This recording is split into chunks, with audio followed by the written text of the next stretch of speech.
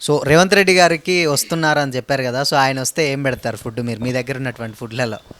ఇప్పుడు కొంతమంది చెప్పారు నాకు సార్కి అన్నకి మటన్ కర్రీ ఇష్టమని. మటన్ కర్రీ, బగారా రైసు, నాటుకోడి కూర అని చెప్పారు. చాలా ఇష్టమని చెప్పారు.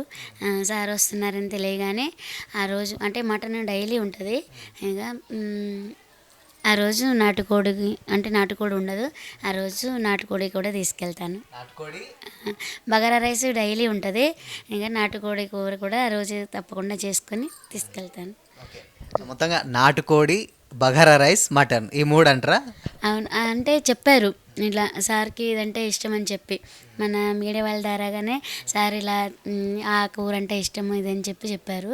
కాబట్టి ఆ రోజు వస్తున్నారని తెలిసిన రోజున ఆయనకి ఏదైతే ఇష్టమో అది నాకు నిజంగా నా చేతులతో నేను తీసుకెళ్ళి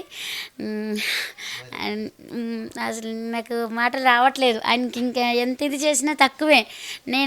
నేనున్నంత వరకు అయితే ఆయనకి ఏం కావాలన్నా నేనైతే మాత్రము ప్రజల తరపున కానీ ఎవరి తరపునైనా కానీ ప్రజలందరికీ కూడా ఒకటే చెప్తాను, అలాంటి ముఖ్యమంత్రి గారు మనకు ఉండాలి, ఎప్పటికీ ఉండాలి.